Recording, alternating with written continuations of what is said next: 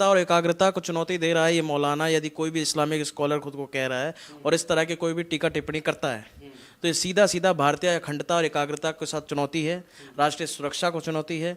इसकी मंशा साफ है कि ये दंगा भड़काना, देश में उग्रता लाना चाहता है, कट्टरपंथियों को बढ़ावा सीधा सीधा इसके द्वारा दिया जा रहा है। पर हम एक ऐसे देश में रह रहे हैं जहां पर एक आबादी है जिसकी संख्या 25 करोड़ से ऊपर हो चुकी है, लेकिन उसके बाद उनको माइनॉरिटी का दर्जा मिला हुआ है।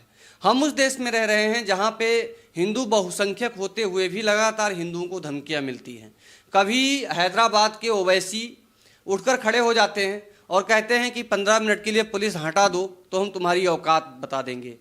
कभी बरेली का एक मौलाना, अदना सा मौलाना उठकर खड़ा होता है और कहता है कि अगर हम सड़कों पर आ जाएंगे तो तुम्हारी रूह कांप जाएगी। आखिर वो किसकी रूह को कपाने की बात कर रहे हैं? क्या इस देश में हिंदुओं का कोई अधिकार नहीं है? क्या हिंदू मेजोरिटी में रहते हुए भी हिंदुओं को इस तरह से बातें सुनने का जो है दुर्भाग्य प्राप्त होता रहेगा? क्या हमेशा हिंदुओं को कुचलने और दबाने का प्रयास किया जाता रहेगा? इन्हीं सब प्रश्नों के साथ हम इस समय मौजूद हैं एक ऐसे अधिवक्ता के साथ जो इससे पहले भगवान शिव की नगरी काशी में काशी विश्वनाथ को लेकर सक्रिय केस लड़े थे। उस केस में शिवम गौड़ जी उस स्थिति तक उस केस को लाकर खड़ा कर दिए कि जिसके बाद सर्वे कराया गया। उस सर्वे में भगवान महादेव का शिवलिंग भी प्राप्त हुआ। इतने बड़े वक्ता के साथ हम इस समय मौजूद हैं और ये सुप्रीम कोर्ट के अधिवक्ता हैं। आइए हम शिवम जी से ही बात करते हैं कि जिस तरह से लगातार हिंदुओं को इस तरह से प्रताड़ित किया जाता है, उनको प्रवोक किया जाता है और इसके बाद दंगा भड़काने का प्रयास किया जा रहा है, इसको लेकर तमाम बातें हम शिवम जी से करेंगे। शिवम जी, आपका बहुत बहुत स्वागत है। सर, जिस तरह से तौकीर रजा का अभी बयान आया, तौकीर रजा का एक बयान आया कि अगर हम सड़कों पर उतर गए तो तुम्हारी रूह कांप जाएगी। इससे पहले ओवैसी के भाई ने बयान दिया था कि 15 मिनट के लिए पुलिस को हटा दो तो हम तुम्हारी औकात बता देंगे। आखिर इस तरह से बयानात कब तक होते रहेंगे? देखिए, ऐसा ये ट्रेंड बना लिया गया है, हिंदू देवी देवताओं के ऊपर धर्म को लेकर के टिप्पणी करना, ऐसी धमकियां देना, गीदड़ भपकियां देना। ये भूल जाते हैं कि औरंगजेब का शासन अब नहीं रह गया है, लोकतंत्र का शासन है। और सबसे बड़ा दुर्भाग्य ये है कि माइनॉरिटी अपीजमेंट के लिए जो राजनीतिक गलियारों में, राजनीतिक मंचों से जिस संविधान को हाथ में लेकर के वोट मांगी जाती है कि संविधान बचाने निकले हैं, वो संविधान बचाने वाले इस चीज़ों पर चुप रह जाते हैं।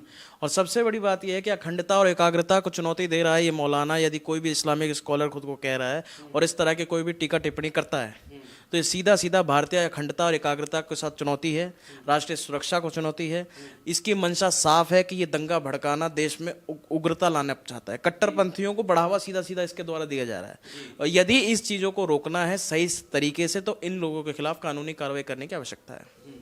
लेकिन सबसे बड़ा सवाल ये उठता है कि जब वही हिंदू पक्ष का कोई संत महंत उठ के खड़ा हो जाता है, इवन योगी जी ने कहा कि कटोगे तो बटोगे, बटोगे तो कटोगे, तो उसके बाद में यह एक नेशनल मुद्दा बन के खड़ा हो गया। लेकिन जब ऐसे बयानात होते हैं तो सारे महकमा चुप क्यों हो जाते हैं? जितनी पॉलिटिकल पार्टियां हैं वो चुप हो जाती हैं, या जो हमारे धर्माचार्य हैं, जो हमारे संगठनात्मक रूप से जितने भी नेता हैं, वो शांत क्यों बैठ जाते हैं? इस पर आवाज़ क्यों नहीं उठाते? देखिए, ऐसा राजनीति की जो प्यास है, राजनीति की प्यास इसका सबसे बड़ा कारण है और सबसे बड़ा कारण इकोसिस्टम है। उनके द्वारा चिन्हित करके इस तरह के किसी भी बयान को टारगेट करके उस बयान को दबाने के लिए, स्टेटमेंट को दबाने के लिए इस तरह का एक पूरा इकोसिस्टम तैयार है। एक बार कोई स्टेटमेंट यदि देगा तो उसके बाद में कानूनी कार्रवाई और हर तरह की कार्रवाई की जाएगी, जिसके बाद में ऐसे स्टेटमेंट पर रोक लगाई जाती है।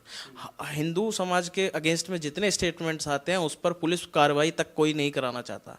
यदि कोई पुलिस कार्रवाई कराए, इन लोगों के खिलाफ कानूनी कार्रवाई करे, इनको जेल भिजवाए, जेल में मुकदमा चले, इनको सजा हो, उस दिन से इस तरह की टिप्पणी आना अपने आप बंद हो जाएगी। इसके अलावा कोई विकल्प हमारे सामने नहीं रह जाता। ये तौकीर रजा का कोई पहला बयान नहीं है। इससे पहले भी इन्होंने एक वीडियो जारी किया था कि मैं सामूहिक धर्म परिवर्तन कराऊंगा।